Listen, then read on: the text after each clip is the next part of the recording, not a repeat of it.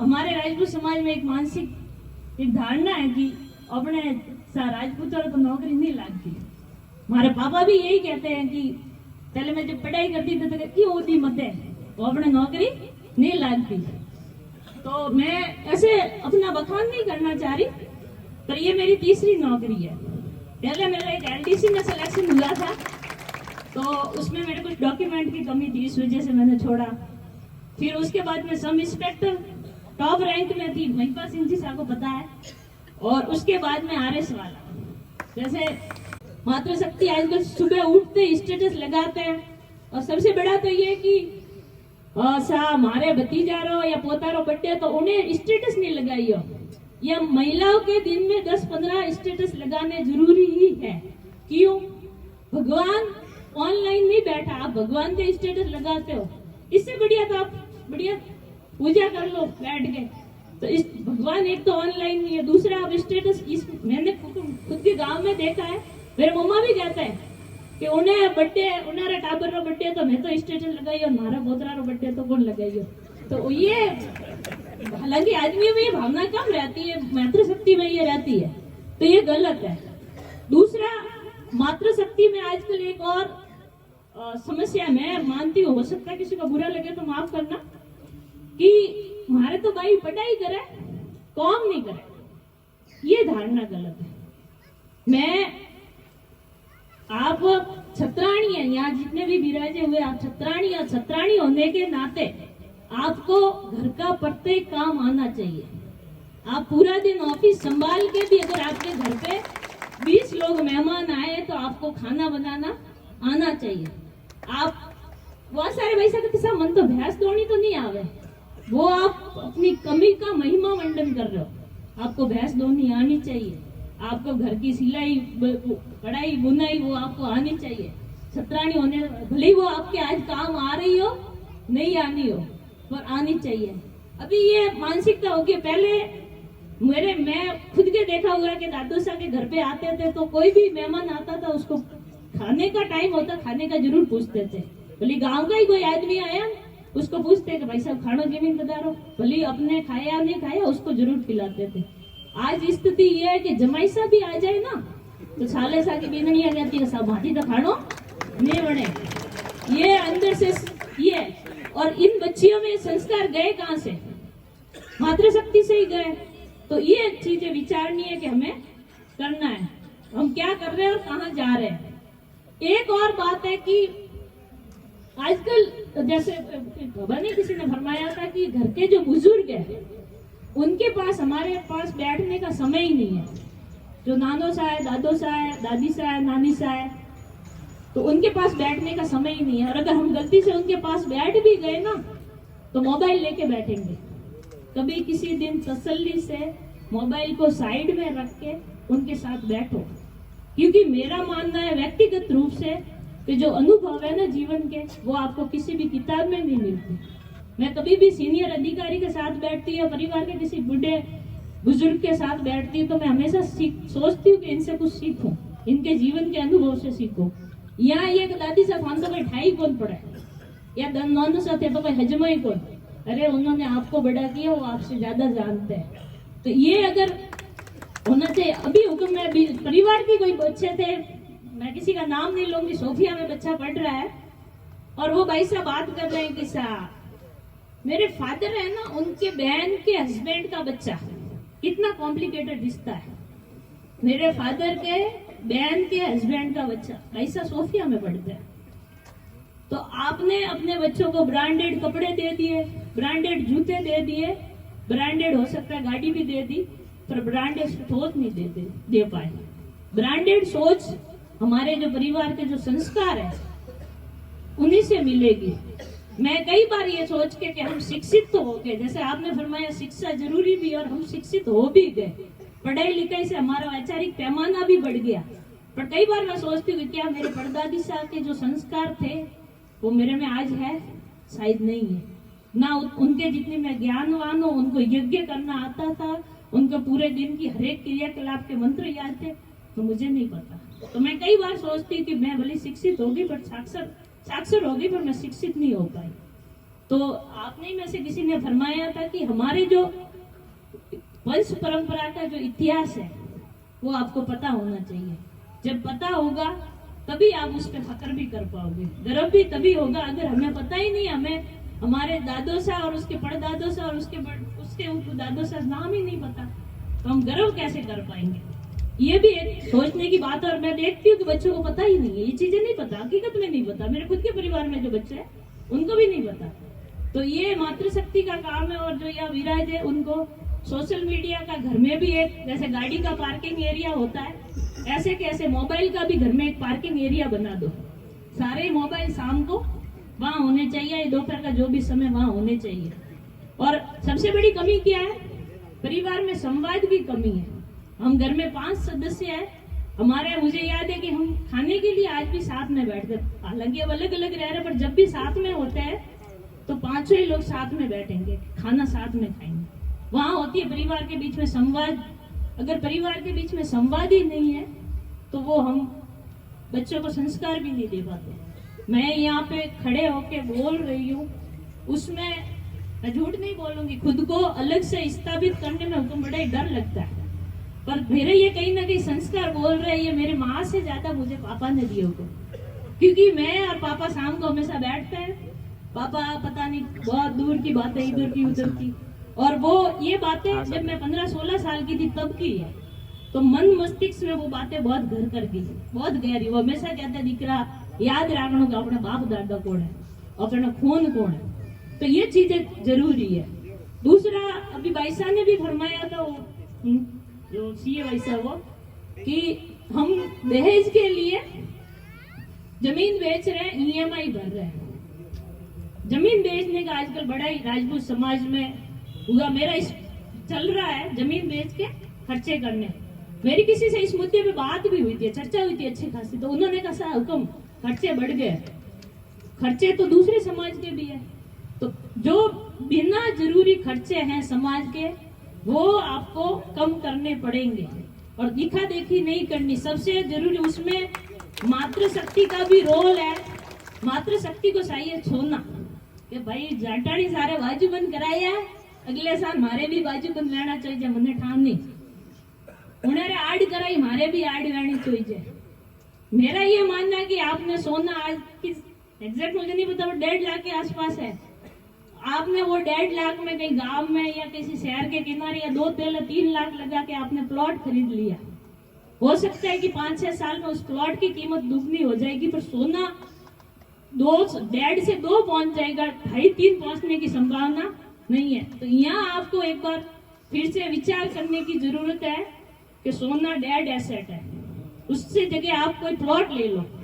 और सोना राजपूत महिला पहनते भी बहुत कम है, बिल्कुल घर की शादी होगी ना तभी पहनेंगे, बाकी समय तो आजकल फैशन चल रहा है सिंपल हुक्म सिंपल, तो वो चल रहा है।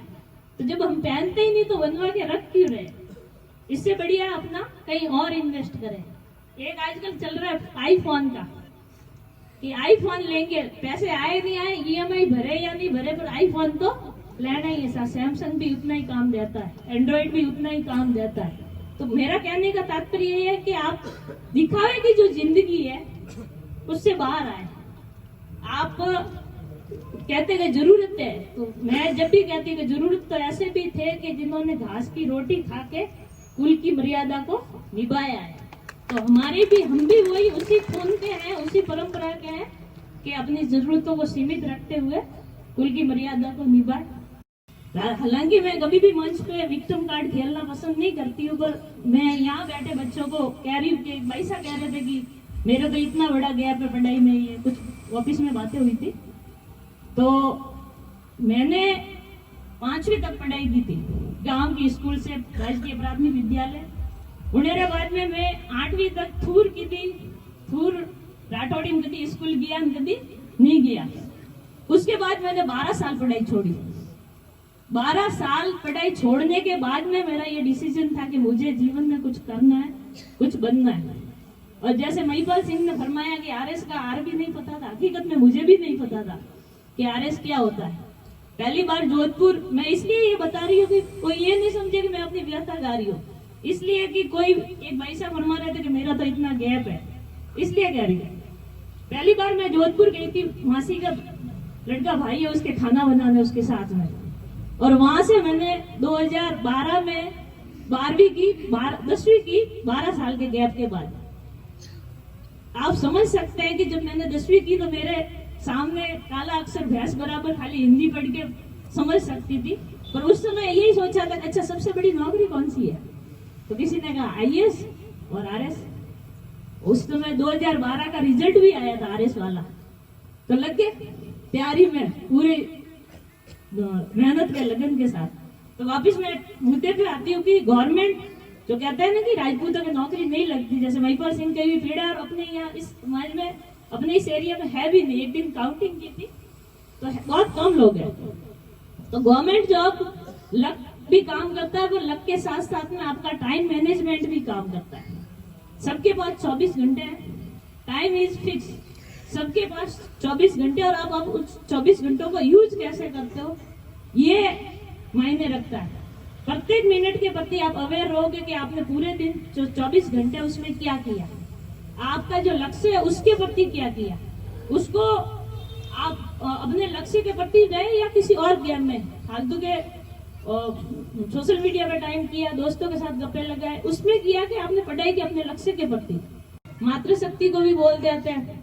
मेरे फादर ने मुझ पर भरोसा किया, ऐसे हरेक माता पिता भरोसा करे, पर ये अगर आप रिजल्ट नहीं देते तो शायद कुछ बच्चे समाज के उनको अवसर का मौका चूक जाते हैं, और अब इनका सिलेक्शन हो गया है तो इस कारण समाज के कुछ माता पिता अपने बच्चों पे भरोसा करेंगे।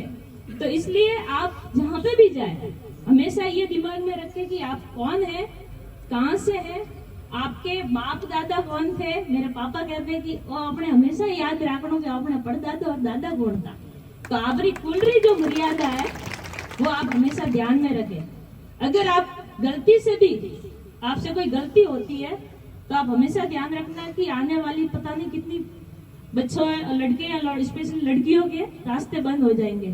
तो यहाँ से जाने के बाद में आप हो सकता है कि अगली बड़ी क्लासों में आप जोधपुर पधारे, जयपुर पधारे, या हो सकता है दिल्ली पधारे, पर अपने परिवार का हमेशा ध्यान रखें। आप जिस जगह से आए, आपके फ्रेंड सर्कल भले ही कैसा हो, पर आपकी वंश परंपरा से ये आपके दिमाग में हमेशा रहना चाहिए। दूसरा, गवर्नमेंट नौकरी की बात, अभी मैं ऑफिस में बैठी थी तो 2-3 पैसा हमारे हाथ का, तो वो दूसरा एक समस्या ये रहती है कि आप टाइम को बांट दो। आप अपने नींद के साथ में आपका टारगेट, आपकी जो फिटनेस और पर्सनल हाइजीन, उस पर फोकस करते हुए आपको धीरे धीरे धीरे आगे बढ़ना। एक दूसरा प्रॉब्लम ये आती है कि हो सकता है यहाँ से मोटिवेट होके जो उसमें आके अनरियलिस्टिक प्लान बनाते हैं पढ़ाई के प्रति। पढ़ाई का बोल रही हूँ अभी फिलहाल तो, कि ऐसे प्लान बताए कि जैसे मेरे पढ़ने की क्षमता है 50 पेज, मैंने टारगेट दे दिया खुद को 200 पेज का, मेरे कैपेसिटी है 60% लाने की, खुद को टारगेट दे दिया इनको देख के कि 90% ले आऊंगी। वो जब वो मिलता नहीं ना, उस समय हम क्या निराश हो जाते हैं। तो खुद को जो भी टारगेट दे, रियलिस्टिक टारगेट दे कि हाँ मैं कर सकता हूँ, आज हो उससे कल थोड़ा और बेहतर बनो, कोशिश ये करो आप हमेशा, ये होना चाहिए।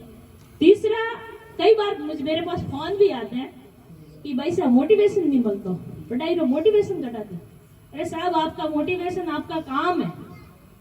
आप, मुझे लगता है कि जीवन में, मैं भी 35 साल की, और जीवन में मैंने लगभग सारे काम मुझे आते हैं। पढ़ाई से इजी कोई काम नहीं है। आपको पढ़ना ही तो है, पेज पलटना है, याद करना, मनन करना, थिंकिंग करना, और उसको लिखना है। तो आप ये कहते हैं कि मोटिवेशन, साहब मोटिवेशन नहीं मिलता। खुद का काम है, उसके लिए कैसा मोटिवेशन। दुनिया का सबसे अमीर आज के समय में है एलन मस्क, उसको एक इंटरव्यू के दौरान पूछा गया कि आपको मोटिवेशन कहाँ से मिलता है, तो वो कहता है मैं आपका सवाल समझ नहीं पाया। दोबारा उसको पूछा जाता है कि आप जो कर रहे हो उसको आपकी प्रेरणा कहाँ से मिलती है, वो फिर कहता है कि मैं समझ नहीं पाया। तो ये फिर वो लास्ट में ये कहता है कि जो मेरा खुद का काम है उसमें कैसा मोटिवेशन। आप बच्चों के लिए कह रही हो कि आपके बाबू है घर पे या जिससे है, बाबू को सुबह भैंस दौड़नी है, रोटी बनानी है, उसके लिए उनको मोटिवेशन थोड़ा ही कहीं से दिया जाता है। तो आपका जो काम है वो आपको करना, उसके लिए मोटिवेशन की जरूरत नहीं है। इसके अलावा पढ़ाई में एक और सबसे बड़ी आज के समय में मैं समझती बाधा है सोशल मीडिया। हम पढ़ाई तो कम करते हैं, उससे ज्यादा उसका दिखावा करते हैं। जैसे अभी यहाँ से भी जाएंगे, मैं मानती हूँ कि यहाँ से जाते स्टेटस लगाएंगे, चलो अच्छी बात है, अपने जीत की खुशी भी मनानी चाहिए। फिर उसके बाद ये देखेंगे कि कितने लोगों ने उसको लाइक किया, कितने लोगों ने लाइक नहीं किया। किसी ने लाइक नहीं किया तो मूड भी खराब हो जाएगा। तो आप सोशल मीडिया से पढ़ाई के दौरान तो कम से कम दूर हो जाओ, क्योंकि सोशल मीडिया मेरा देखो आज का तकनीक का युग है और तकनीक जरूरी भी है, पर आपके जीवन में अगर सोशल मीडिया से किसी प्रकार का सकारात्मक परिवर्तन आ रहा है तब तो आप उसको सोशल मीडिया को यूज करो, उसका उपयोग करो। पर अगर आपके एक स्टेटस लगाने से 10, 15, 20, 100 लाइक आते हैं तो खुद से ये सवाल पूछो, आप राजी हो जाओगे मेरे तो 200 लोगों ने लाइक किया, पर क्या उससे आपके जीवन में किसी प्रकार का सकारात्मक परिवर्तन आया, जीवन में आगे बढ़ने का हुआ? महिपाल सिंह जी 9 साल के स्ट्रगल में लोग, हजारों लोगों ने स्टेटस लाइक किए होंगे, पर पढ़ाई को तो खुद को ही करनी थी। तो वो आपके दिमाग में अगर ये आया तो सोशल मीडिया से आप दूर हट जाओ। अगर आपको तकनीक सीखनी है तो चैट जीपीटी सीखो, एआई सीखो, क्लाउड कंप्यूटिंग है वो सीखो। सोशल मीडिया जो आप रील बना बना के डाल रहे हो वो गलत है। मैं खुद को बड़ा ही टेक्नो फ्रेंडली मानती हूँ, पर मैंने आज तक इंस्टाग्राम अकाउंट नहीं बनाया। मुझे नहीं लगता कि उसकी जरूरत है, क्योंकि अभी भी मैं खुद को विद्यार्थी मानती हूँ कि शायद लक्ष्य तक नहीं पहुंचे। फेसबुक है तो बहुत कम कभी कभी यूज करती, बाकी नहीं। तो आप भी अगर अपने जीवन में कुछ करना चाहते हो तो ये दिखावा किए बिना, आप कैसे दिखते हो, आपने कैसे कपड़े पहने, आपका फोटो कैसा आया, कोई फर्क नहीं पड़ता। अगर आप में टैलेंट है, मंच आपको यहाँ बुला के सम्मानित करेगा। आप भले टूटी हुई चप्पलों के साथ भी यहाँ आओगे तो भी आपको मंच यहाँ सम्मानित करेगा। और आपने खूब ब्रांडेड कपड़े पहने और आप में लकड़ नहीं है तो आपको कहीं पे भी कोई नहीं पूछेगा। तो ये चीजें हमेशा आप ध्यान रखें। सोशल मीडिया की बात है तो आप लोगों सभी ने मुझे तसल्ली से सुना, उसके लिए धन्यवाद। और एक बार जय भवानी।